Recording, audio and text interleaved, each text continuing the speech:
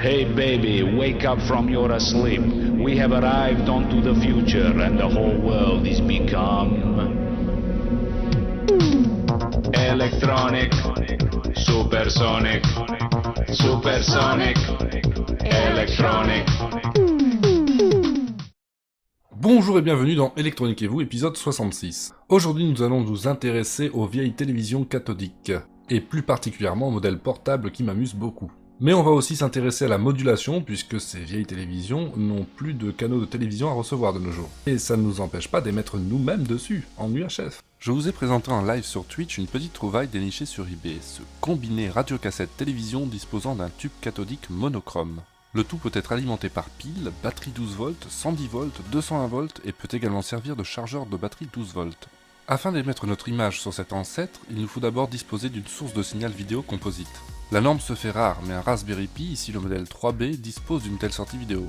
Depuis le modèle 2, le Raspberry n'a plus de connecteur RCA pour le composite, mais le signal est à présent disponible sur le connecteur jack à 4 broches. Pour gagner du temps, je me relie au point PP24 de la carte mère fournissant le signal composite, et au point PP6 pour la masse.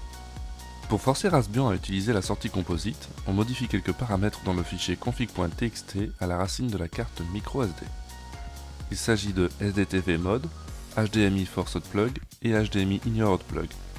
Un écran pour caméra de recul me servira d'écran de contrôle afin de m'assurer que le Raspberry sorte bien un signal composite et qu'il ne s'est pas mis en veille.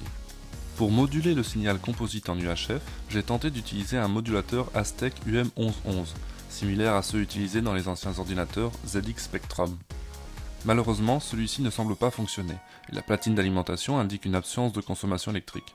Cet autre modulateur, probablement récupéré sur un magnétoscope, inclut la gestion d'un signal audio en plus de la vidéo.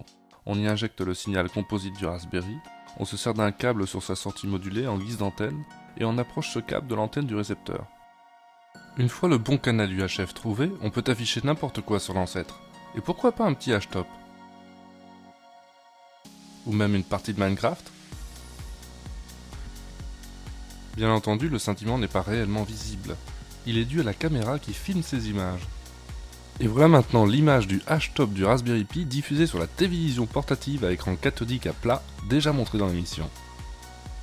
C'est tout pour aujourd'hui. Partagez cette vidéo, c'est très important pour faire connaître l'émission. Dans tous les cas, pensez à vous abonner à la chaîne, à mettre le pouce bleu qui fait plaisir et je vous dis à bientôt.